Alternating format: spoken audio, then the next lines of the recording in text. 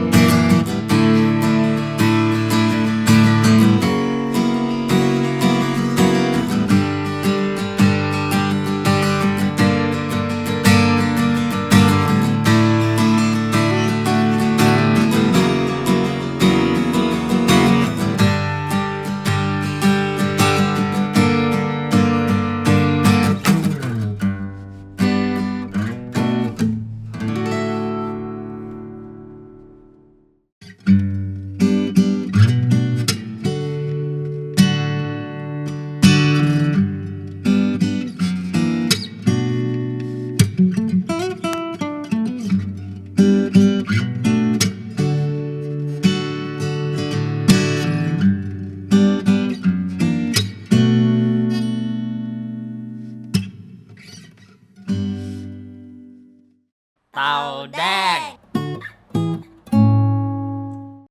สวัสดีครับผมช่วงเต่าแดงแสดงของนี่ครับจอ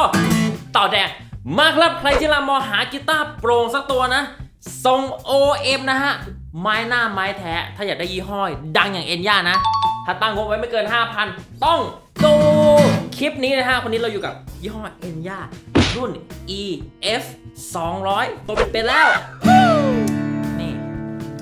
คือหน้าตาของเขานี่ผมดีดทีนึงให้มันเลยนะฮะเรียกว่าให้เกียรติมันเลยอะไรก็ไม่รู้นะฮะมาดูอะไรก่อนดีฟีเจอร์เด็ดและสเปคก่อนดีกว่าก่อนที่ไปฟังเสียงและสรุปในตอนท้ายนั่นเองฮะมาฟีเจอร์เด็ดของตัวนี้คือเป็นไม้แท้ในราคาไม่เกิน 5,000 ถือว่าโคตรคุ้มนะฮะไม้แท้เล่นไปเรื่อยเสียงก็จะพัฒนายิ่งขึ้นนั่นเองนะฮะข้อที่ 2ครับลูกบิดนี่ผมเห็นนะโหสีทองเป็นสไตล์วินเทจดูอลามแสบตามากเลยเวอร์ไปนะฮะก็ดูดีละว่าง่ายเลยนะฮะแล้วที่ร้อยสายสะพายก็เป็นสีทองซึ่งสีเดียวกับอันนี้โอ้โห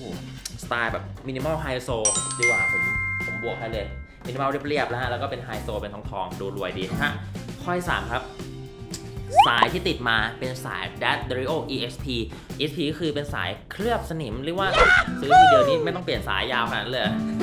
เอาได้ว่ามันคุ้มดีกว่านะฮะและเป็นสายยี่ห้อชั้นนำอีกต่างหากนะนี่คือ3ฟีเจอร์เด็ดของ EF 200เลยนะฮะ Enya นี่เรียกว่าโอ้โหผมต้องบอกแล้วบอกอีกคือเขาดังมากๆมานานละนะผมขายตั้งแต่หลายรุ่นเลยแต่ ED 40อย่างกับ Taylor EG 40อย่างกับ Taylor ED 18อย่าง Gibson แล้วก็พวก EX1 นะไม้โคอาโอ้โหดังระเบิดระเบ้อเลยฮะแล้วรุ่นนี้มานะครับเป็นท็อปสลิดรุ่นแรกของร้านเลยนะฮะของ Enya ที่เป็นท็อปสลิดพูดแล้วงงอีกนะฮะเพราะพวกนั้นจะเป็นไม้ลามิเนตหมดนะฮะเรียกว่าถ้าอยากอัปเกรดระดับหนึ่งนะนี่เลยพวก EF 200โดนแน่นอนเลยนะฮะแล้วขอบอกเลยซีรีส์เนี่ยมันจะมี ED 200นะเป็นทรงเดรสนอต40 นิ้วใครชอบตีคอร์ดต้องมาดูตัวนู้นตอนนั้นก็รีวิวไปละเดี๋ยวผมแปะใต้ลิงก์นี้ใต้คลิปนี้เหลือตัวไอเนี่ยตัวนี้เป็น EF 200ครับเป็นทรง OM นั่นเองนะฮะใครที่แบบว่าไม่ได้ชอบเสียงกระหึ่มมากแล้วตัวใหญ่ๆอยากได้ตัวเลยขนาดเล็กหน่อยต้อง EF 200แน่นอนเลยนะฮะเป็นโหยาวมากเลยฮะมาดูสเปคเลยดีกว่าฮะตัวนี้เป็นทรง OM นะฮะOrchestra Model นะฮะไม้หน้า Top Solid ชนิดซิก้าสปรูซนั่นเองนะฮะโอ้โหสีนี้ผมว่าดูเรียบมากเลยอะเป็นเหลืองอ่อนๆนั่นเองนะฮะซิก้าสปรูซเรียกว่าเป็นเบสิกของกีตาร์โปร่งเลยอะไม้ชนิดเนี้ยนะฮะเรียกว่าเป็นสเปคสากลเลยนะฮะและไม้ข้างและไม้หลังเป็นมอฮอกกานีนะฮะโอ้โหลายก็โอเคเลยฮะมอฮอกกานีถ้าอยู่ด้านข้างด้านหลังเนี่ยมันจะเรียกว่าตอบสนองย่านเบสและแหลมได้ดีโอ้โหเฟี้ยวจริงๆนะฮะมาตรงนี้ครับบริดจ์นี้เป็นไม้โรสวูดนะฮะสีออกเข้มมากนะฮะผมสังเกตว่าตรงนี้สีเข้มมากเลยนะและหมุดเป็นพลาสติกแม่พลาสติกเองนะนัทและซัดเดิลนี้เป็นพลาสติกนั่นเองนะแล้วเสร็จตัวนี้ น่าจะเป็นเรียกว่า heritage bone นะก็ดูเรียบๆนั่นเองนะตัวนี้ไม่มี binding และ curving นะรอยต่อของไม้หน้าและไม้ข้างสวยมากๆถ้ามองจากด้านข้างเห็นปะที่เป็น top foliage สวยมากเลยอะเป็นสีอ่อนและสีเข้มนะฟิกเกอร์บอร์ด rosewood นะฮะมีกี่เฟรตเนี่ย20เฟรตนะฮะด้านหัวนี่เขียนเอ็นย่าสวยงามนะหัวนี่ก็จะเป็นหยัก1หยัก2หยัก3หยักนั่นเองฮะรูปบิดสีทองอร่ามมากเลยฮะคอนี่เป็นแบบเคลือบด้านนะแล้วคอตัวนี้แม่งโคตรสวยคือแม่งเป็นลายเสือเลยเลยนะฮะเรียบไม่มีอะไรเลยเนี่ยกีตาร์อะไรวะเนี่ยนะฮะแล้วรุ่นเนี่ยมีทั้งโปร่งธรรมดาและโปร่งไฟฟ้าโปร่งไฟฟ้าเนี่ยที่ร้านที่ขายเนี่ยคือติด Pick Up Fishman Plessy Bend คือรุ่นท็อปของ Fishman เลยนะฮะมาพร้อมเครื่องตั้งสายเลยนะฮะโอ้โหหน้าจอชัดเจนปุ่มจูเนอร์เองนะฮะและมี EQ ถึง3ย่าน Bass Middle Treble เรียกว่าครบแล้วแหละนะฮะแถมมี Notch Face ไว้ด้วยนะฮะและ Mic Blend คือเสียง Mic Condenser นั่นเองนี่คือทีเด็ดนั่นเองนะฮะใส่ฐานก็เปิดตรงนี้เอานั่นเองฮะเสียบแจ็คก็เสียบที่ตูดตรงกลางนี้เลยไม่ธรรมดาจริงก็สเปคก็จะประมาณนี้นะฮะไม่มีอะไรบ้างทรง OM ส่วนมากก็คือเบื่อตัวใหญ่ผมย้ำทีคือเบื่อ41นิ้วมาใช้40นิ้วบ้างนะฮะเนาะผู้หญิงก็จะโอเคนั่นเองนะฮะจบละฮะสเปค ทนฟังกันหน่อยนะโอเคไปฟังเสียงกันเลยครับมาฮะช่วงเด็ดแล้วนะฮะมาฟังเสียงแบบว่าไม่ต่อแอมดีกว่าเสียงจากออกจากซาวโฮกับตัวนี้เลยดีกว่าว่ามันจะแจ๋วขนาดไหนนะฮะมา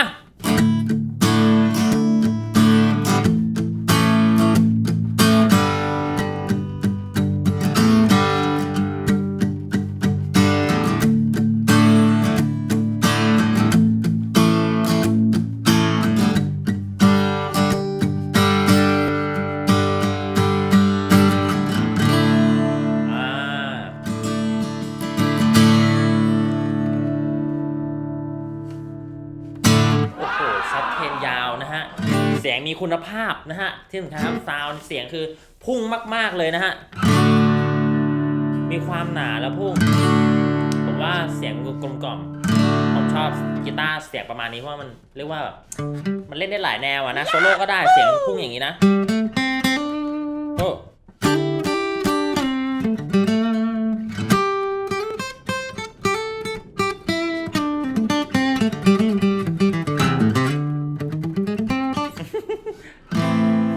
โอเคมาลองเกาดีกว่าว่าเฮ้ยสายบนกับสายล่างมันจะสมูทขนาดไหนนะลองใช้นิ้วดิ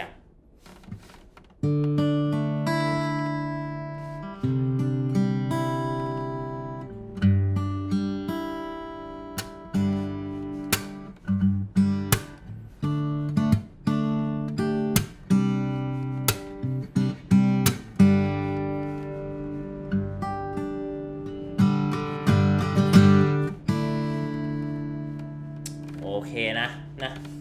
มีความทูมซับเทนเยี่ยมเลยผมชอบเลยสาย4ก็ยังตึงอยู่เลยนะฮะโอเคมาฟังฟอฟันไม่ใช่พอพานนะฮะเสียงที่ออกจาก Pick Up Fishman Plessy Bend นะฮะขอย้ำเลยว่ารุ่นนี้เป็นรุ่นท็อปของ Fishman เลยนะฮะเรียกว่าซื้อทีเดียวเจ็บและจบแน่นอนนะฮะเพราะอะไรฮะตัวนี้สามารถรับเสียงจากกีตาร์ได้2จุดคือใต้หย่องคือเปียโซและที่เด็ดเขาคือมีไมค์คอนเดนเซอร์อยู่ข้างในนะฮะโอ้โหมีการผสมระหว่างเปียโซและไมค์ทำให้เสียงออกธรรมชาติยิ่งขึ้นนะและเท่านั้นไม่พอนะสามารถเคาะแบบกีตาร์แล้วเสียงมันออกแอมได้นะฮะเพราะว่าเรามีไมค์คอนเดนเซอร์ตรงนี้นะฮะไม่ธรรมดานะสายแบบเอาไว้เล่นอะไรพวกฟิงเกอร์สไตล์กันเขาเนี่ยอะไรประมาณนี้นะฮะโชว์ไก่เลย มาลองเสียงออกผ้าไฟฟ้าบ้างดีกว่าตีคอร์ดเลยเอาเพลงเดิม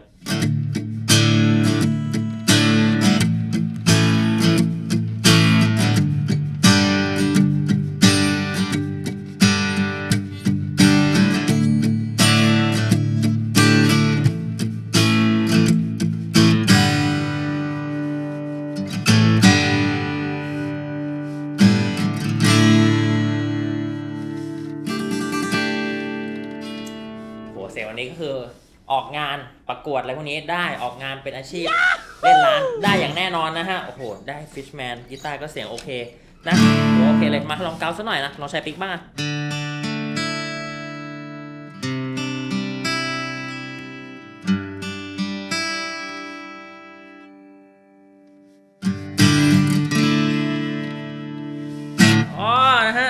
ว่าจะโดนใจนะก็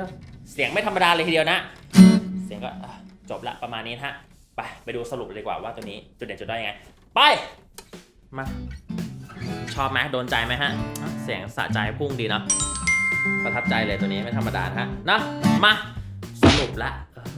สิ่งที่คนรอคอยนะมาหัวข้อแรกเลยดีกว่านะฮะหัวข้อเรื่องของทัชชิ่งว่าตัวนี้เล่นยากขนาดไหนนะฮะโอ้โหผมดูให้ตัวนี้สดๆเลยนะฮะก็ถือว่าเซตมาได้ระดับหนึ่งนะฮะแต่ผมว่ามันต้องเซตแบบตัวนี้ผมรู้สึกเจ็บนิ้วมากเลยนะแต่ไม่ต้องห่วงครับก็คือซื้อที่เนี่ยที่ร้านต่อแดงเซตให้อยู่แล้วดูคอว่าโอเคไหมดูยองไฟโปรยฟ้าเสียงออกครบไหมดูนัดตั้งสายเช็ดดูนู่นดูนี่ข้างหน้าและมีประกันแปะอีกสบายใจแน่นอนถ้าซื้อที่นี่ นะฮะมาเรื่องที่2เรื่องงานประกอบของมันงานสีทุกอย่างของมันนะฮะผมดูแล้วนะฮะ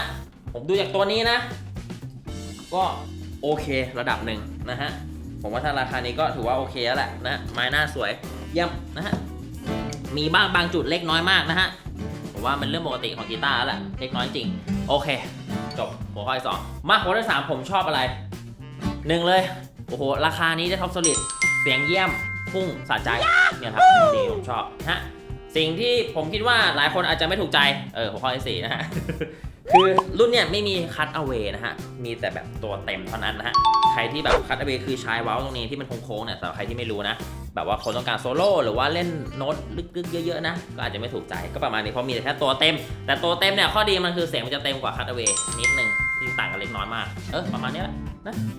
ถ้าถามความคิดเห็นของผมตัวนี้นะฮะผมคิดว่ากีตาร์นี้เป็นกีตาร์ที่เสียงพุ่งสะใจมากๆกาวสะใจตีคอร์ดพุ่งซัดเทนโอเคเยี่ยมยอดครับประมาณนี้นะฮะนี่ความเป็นใจของผมกับตัวนี้เลยนะฮะเนาะถ้าถามว่าตัวนี้เหมาะสำหรับใครเลย1ฮะมือกีตาร์ไม่ว่าจะเป็นหน้าใหม่มือใหม่มืออาชีพอยากหากีตาร์เล่นร้านนะฮะนี่เลย